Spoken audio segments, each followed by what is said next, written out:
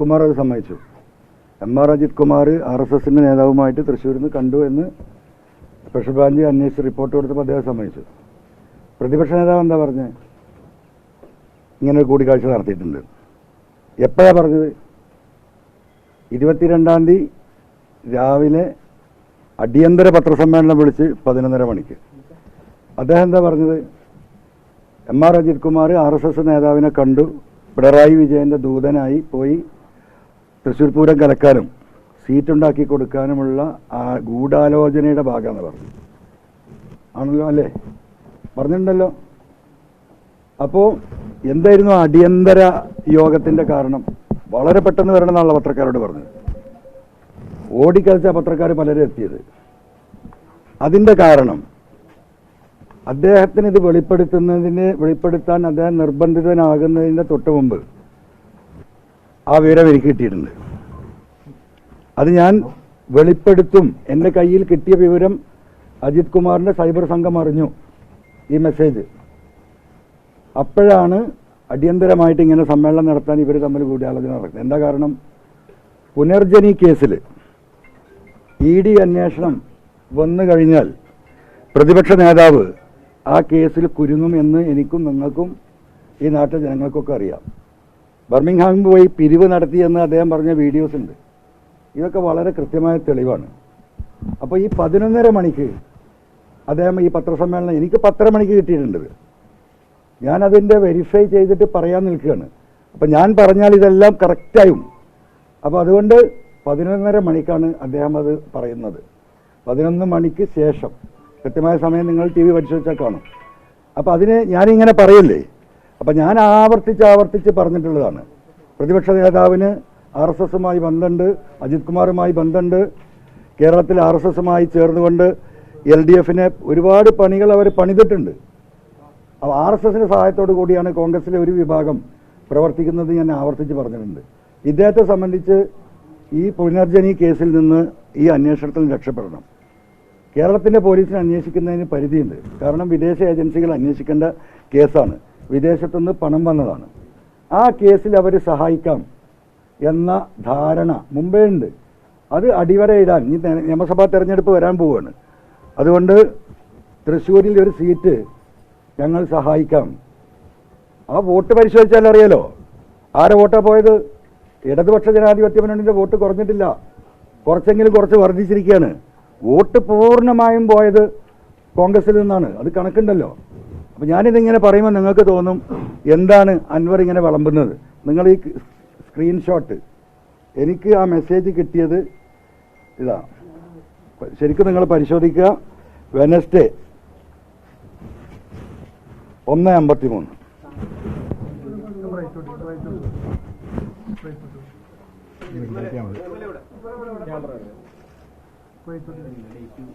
അപ്പോൾ ഇതേ കൊടുക്കാം. അപ്പം ഈ പറഞ്ഞതുപോലെ PV അൻവറിന് ഈ വിവരം കിട്ടിയിരിക്കുന്നു. PV അൻവർ ഈ വിവരം വെളിപ്പെടുത്താൻ പോകുന്നു. അപ്പോൾ അതിനെ നേരെ ഉൾട്ട പിണറായി വിജയൻ്റെ ആവശ്യപ്രകാരം ഈ പറയുന്ന ADGPയെ ഈ കാര്യത്തിന് BJPക്ക് സീറ്റ് ഉണ്ടാക്കി കൊടുക്കാം, അതിന് മറ്റു സഹായം ചെയ്താൽ മതി എന്ന് പറഞ്ഞ് പിണറായി വിജയൻ പറഞ്ഞു വിട്ടു എന്ന അദ്ദേഹം കുരുങ്ങാൻ പോകുന്നത്. എന്നാൽ അദ്ദേഹം സ്വയം ഏറ്റെടുക്കട്ടെ. ഞാൻ ED അന്വേഷണത്തിന് തയ്യാറാണെന്ന് പറയട്ടെ. പ്രതിപക്ഷ നേതാവ് ഈ പണം തട്ടിപ്പ് നടത്തിയിട്ടില്ലെങ്കിൽ അദ്ദേഹം എഴുതി കൊടുക്കട്ടെ EDക്ക്, എൻ്റെ പേരിൽ ഇങ്ങനെ ഒരു അപരാധമുണ്ട്, ഞാൻ ഈ കളവ് നടത്തിയിട്ടില്ല, ഞാൻ പണം തട്ടിപ്പ് നടത്തിയിട്ടില്ല, ED അന്വേഷിക്കട്ടെ എന്ന് എഴുതി കൊടുക്കട്ടെ. എന്താ എഴുതി കൊടുക്കാത്തത്? വെല്ലുവിളിക്കുന്നു. പിണറായിയെ പേരിൽ ഈ RSSനെ ചാർത്തുന്ന കേരളത്തിലെ പ്രതിപക്ഷ നേതാവിനെ കേരളത്തിലെ ജനങ്ങൾക്ക് വേണ്ടി വളരെ സ്നേഹത്തോടെ വളരെ ബഹുമാനത്തോടെ വെല്ലുവിളിക്കുക. ഒന്ന് എഴുതി കൊടുക്കട്ടെ, പുനർജനി കേസ് ED അന്വേഷിക്കണമെന്ന്. അത് തന്നെയാണ് വിഷയം.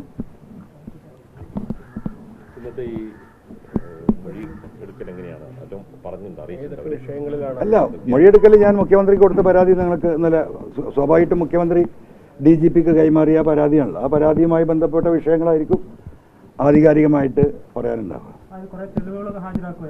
അതേ പറ്റാവുന്ന തെളിവുകൾ കൊടുക്കും. പോലീസ് അന്വേഷിക്കേണ്ട തെളിവുകളെ കുറിച്ച് അദ്ദേഹത്തിന് പറഞ്ഞു കൊടുക്കും. അത് സത്യസന്ധമായി അന്വേഷിക്കും എന്ന് തന്നെയാണ് വിചാരിക്കുന്നത്. അല്ല, കിട്ടിക്കൊണ്ടേയിരിക്കുകയാണ്. കിട്ടിക്കൊണ്ടേയിരിക്കരുത്. ഒരു ദിവസം കൊണ്ട് 2 ദിവസം കൊണ്ട് ഒരു ഏകദേശം ഒരു 150-200 ഡീറ്റെയിൽസ് വന്നിട്ടുണ്ട്. പൂർണ്ണമായി പരിശോധിക്കാൻ കഴിഞ്ഞിട്ടില്ല. അത് അപ്പുറത്തോട്ട് ശേഷം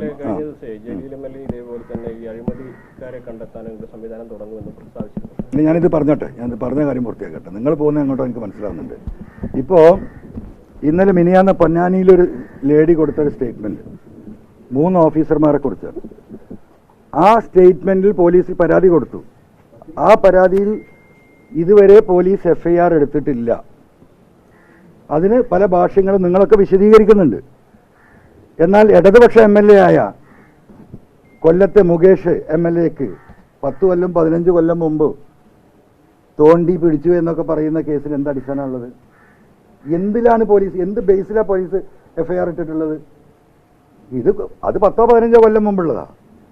ഇത് 5-8 മാസം മുമ്പ് ആ നാട്ടിൽ ആ വീട്ടിൽ ചെന്ന് ആ സ്ത്രീയെ മോശമായി പെരുമാറി പീഡിപ്പിച്ചു, പോലീസ് ഓഫീസിൽ വെച്ച് പീഡിപ്പിച്ചു. ഇത് അന്വേഷിക്കാൻ ഇവിടെ ഏജൻസി ഉണ്ടല്ലോ. എന്താ ഒരു FIR ഇട്ടാലോ കുഴപ്പം? FIR ഇട്ടിട്ട് ഈ സ്ത്രീ പറഞ്ഞത് കളവാണെങ്കിൽ അത് റെഫർ ചെയ്യാനുണ്ട്. FIR എന്നത്തേക്കുമല്ല, ഫസ്റ്റ് ഇൻഫർമേഷൻ റിപ്പോർട്ടാണ്. First information report should be registered. പ്രത്യേകിച്ച് സ്ത്രീകൾ എടുത്തതാണെങ്കിൽ എന്താ രജിസ്റ്റർ ചെയ്താൽ? IG-യുടെ നേതൃത്വത്തിലുള്ള ഒരു വനിതാ സംഘം അന്വേഷിക്കട്ടെ പോലീസ്. ഇവർ പറഞ്ഞത് കളവാണെങ്കിൽ അത് റെഫർ ചെയ്യട്ടെ. അപ്പോൾ 10 കൊല്ലം മുമ്പ് ഇടതുപക്ഷ MLA എതിരെ ഏതെങ്കിലും എൻ്റെ പേരിലും പറയാമല്ലോ, ഇനിയിപ്പോൾ ഏതെങ്കിലും പെണ്ണുങ്ങൾക്ക് വന്നിട്ട് ഇവർ പറയിപ്പിക്കില്ല എന്ന് തോന്നുന്നു. 10 കൊല്ലം മുമ്പ് അവിടുന്ന് തോണ്ടി ഇവിടുന്ന് പിച്ചി എന്നൊക്കെ പറഞ്ഞിട്ട്. അപ്പോൾ മുകേഷിനെതിരെ കേസെടുക്കാം.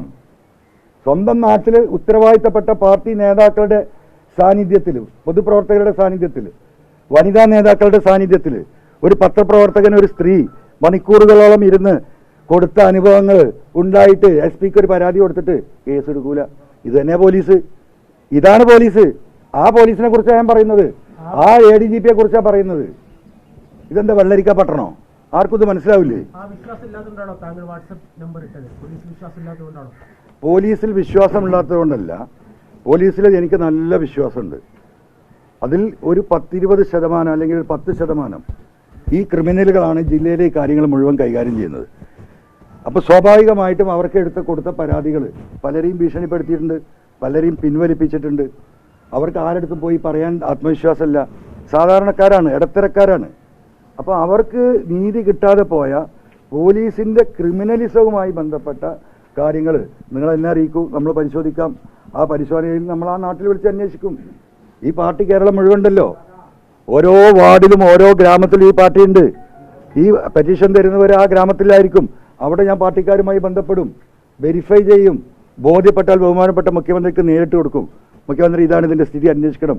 അത് ഈ ഗവൺമെൻറ് മുഖ്യമന്ത്രി അന്വേഷിക്കാനുള്ള സംവിധാനം ഇന്ന് പോലീസിലുണ്ട്. അതിനാണ് നമ്പർ ഇട്ടത്.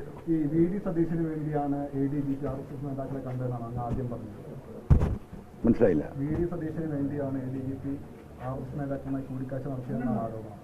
അല്ല, ഞാനത് ഇപ്പൊ പറയുന്നു. ഇതാണ് ഇതിന്റെ തിരക്ക് എന്നുള്ളത് ഇപ്പൊ നമുക്ക് മനസ്സിലായി. കാരണം ADGP അജിത് കുമാറും ഇവനും തമ്മിൽ കൃത്യമായ ബന്ധമുണ്ടെന്ന് എനിക്കറിയാം. ഇപ്പൊ പറയുന്നു നമ്മുടെ എന്താ പറയാ, സോളാർ കേസ് അട്ടിമറിച്ചത് ഈ പറയുന്ന അജിത് കുമാറാണ്. സരിതയുടെ വെളിപ്പെടുത്തൽ വന്നതാണ്. അജിത് കുമാറാണ് അവരെ ബന്ധപ്പെടുന്നത്. നിങ്ങൾ സ്റ്റേറ്റ് പോലീസിന് കൊടുത്ത മൊഴികളിൽ ചെറിയ മാറ്റം വരുത്തിയാൽ മതി, ചില ചോദ്യങ്ങൾക്ക് കൃത്യമായിട്ട് ഓർമ്മയില്ല എന്ന് പറഞ്ഞാൽ മതി എന്ന് പറയുന്നത് ആ പരാതി കൊടുത്ത സ്ത്രീയല്ലേ, ഞാനല്ലല്ലോ. അപ്പോൾ അതിൽ അജിത് കുമാർ ഉണ്ടല്ലോ. ആരാ സോളാർ കേസിലെ പ്രതികൾ? ഈ പറഞ്ഞ UDF നേതാക്കന്മാരല്ലേ. അപ്പം ഇതൊക്കെ ഒരു പച്ചയായ സത്യം, ഒരു പ്രപഞ്ച സത്യം. ഈ പറയുന്ന അജിത് കുമാറിന് UDF നേതൃത്വത്തിലെ ചിലരുമായും ഇനി കേന്ദ്ര ഗവൺമെന്റിനെ പ്രീണിപ്പിക്കാൻ RSSുമായും ബന്ധമുണ്ട് എന്ന പ്രപഞ്ച സത്യത്തിന്റെ അവസാനത്തെ തെളിവാണിത്. ഞാൻ ഈ അന്വേഷണത്തിന് പോകണം. കേരളം വിടാൻ സഹായിച്ചത് അജിത് കുമാറാണെന്ന വിവരങ്ങളും പുറത്തു വരുന്നുണ്ട്. അല്ല, അത് അന്വേഷണം. അജിത് കുമാറിന് അങ്ങനെ പലതും ഉണ്ടാവും, അത് അന്വേഷിക്കണം. ഇത് ഞാൻ കേട്ടിട്ടുണ്ട്.